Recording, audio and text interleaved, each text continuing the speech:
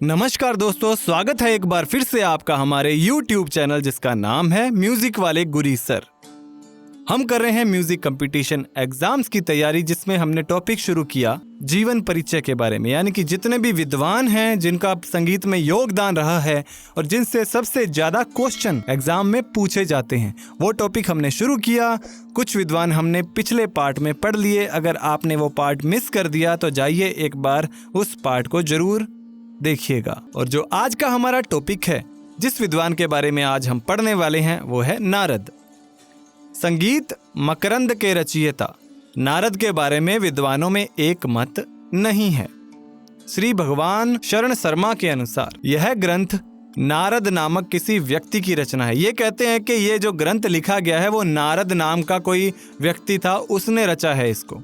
संगीत साहित्य में नारद नामक लेखक की 3 रचनाओं नारदीय शिक्षा, राग निरूपण, पंचम सार संहिता का उल्लेख मिलता है। यानी कि जो 3 ग्रंथ हैं उनके नाम याद रखिएगा। संगीत साहित्य के अंदर जो नारद के नाम के अंडर हमको मिलते हैं वो कौन कौन से हैं? नारदीय शिक्षा, राग निरूपण, पंचम सार संहिता।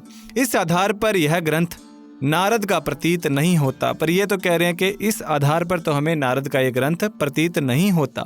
इसके अतिरिक्त नारद नामक व्यक्ति के जीवन काल और समय के बारे में उपयुक्त जानकारी नहीं मिलती, जिससे इन दोनों में भेद किया जा सके। यानी कि ऐसा उसके जीवन काल के बारे में और उसके समय के बारे में कोई भी प्रॉपर नॉलेज नहीं है, किसी को भी कोई भी जानकारी इसके बारे में नहीं है, जिससे इन दोनों व्यक्तियों के बारे में भेद किया जा सके। आगे बढ़ते हैं। नारदीय शिक्षा नामक ग्रंथ अधिक प्राचीन है, क्योंकि इसमें वैदिक संगीत का प्रतिपादन किया गया है, और संगीत मकरंद ग्रंथ प्राचीन काल का ज्ञात नहीं होता, क्योंकि इसमें वैदिक संगीत की चर्चा नहीं मिलती। फिर भी नारद एक पौराणिक नाम है। नारदीय शिक्षा के प्रणेता, गंधर्व वेद के प्रवर्तक, नाट्य प्रयोग में भरत के सहयोगी, संगीत मकरंद राग निरूपण के लेखक के रूप में नारद से हमारा परिचय होता है। शारंगदेव ने संगीत रत्नाकर में गंधार ग्राम की मूर्छनाएं नारद के मत से दी हैं। यानी कि जो शारंगदेव हैं उन्होंने संगीत रत्नाकर में जो गंधार ग्राम की मूर्छनाएं बताई हैं वो नारद के मत के अनुसार दी हैं। तो इतनी बात आपको समझ में आई होगी। बढ़ते हैं आगे। नारदीय शिक्षा में क्या है उसके बारे में पढ़ते हैं। लगभग 7वीं शताब्दी में नारद ने नारदीय शिक्षा नामक ग्रंथ की रचना की। कौन सी शताब्दी में? 7वीं शताब्दी में। कौन सा ग्रंथ है? नारदीय शिक्षा। इस ग्रंथ में इन्होंने सामवेदीय स्वरों को विशेष महत्व देते हुए 7 ग्राम रागों का वर्णन किया है, जिनके नाम इस प्रकार हैं: षाडव, पंचम, मध्यम, षडज ग्राम, साधारित, कैशिक एवं मध्यम ग्राम। तो ये 7 नाम आपने याद रखने हैं। आगे बढ़ते हैं। संगीत मकरंद के बारे में पढ़ते हैं। 8वीं शताब्दी में नारद का एक और प्रसिद्ध ग्रंथ कौन सा? संगीत मकरंद प्रकाश में आया। कौन सी शताब्दी में आया? 8वीं शताब्दी में। नाम है संगीत मकरंद। इस ग्रंथ में प्रथम बार, अब देखिए मैंने हाईलाइट किया है, बहुत इंपॉर्टेंट है, इस ग्रंथ में प्रथम बार पुरुष राग, स्त्री राग और नपुंसक रागों का वर्गीकरण मिलता है। कौन कौन से रागों का? पुरुष राग, स्त्री राग और नपुंसक रागों का। इसमें नारद ने रागिनी शब्द का प्रयोग नहीं किया। कौन से शब्द का?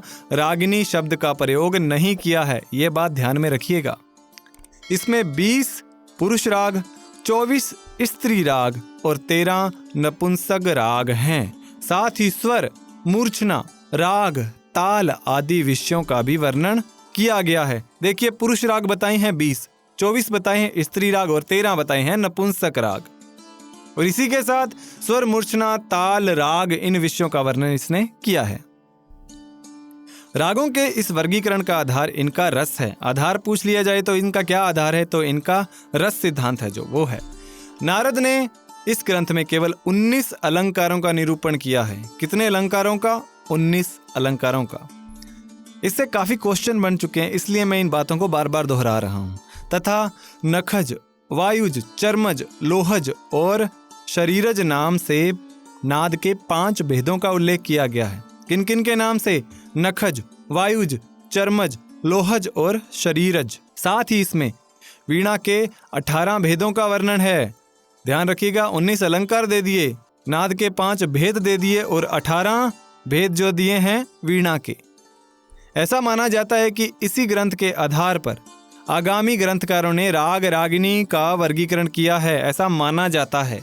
ठीक है, तो संगीत मकरंद के बारे में इतना था और नारद के बारे में जितनी भी डिटेलिंग थी मैंने आपको बता दी है। उम्मीद करता हूं आपको लेक्चर समझ में आया होगा। स्टेप बाय स्टेप हम आगे बढ़ेंगे और बाकी के जितने भी व्यक्तित्व रह गए हैं वो हम नेक्स्ट पार्ट्स में करते जाएंगे। वीडियो अच्छी लगे तो वीडियो को लाइक कीजिएगा, चैनल को सब्सक्राइब कीजिएगा, अपने दोस्तों के साथ में शेयर जरूर कीजिएगा। और इसकी PDF चाहिए तो हमारे टेलीग्राम चैनल में आइए, आप उसको सब्सक्राइब कीजिए, वहां पर आपको इसकी PDF मिल जाएगी। तो मिलते हैं नेक्स्ट वीडियो में, तब तक पढ़ते रहिए, बढ़ते रहिए। जय हिंद, जय भारत।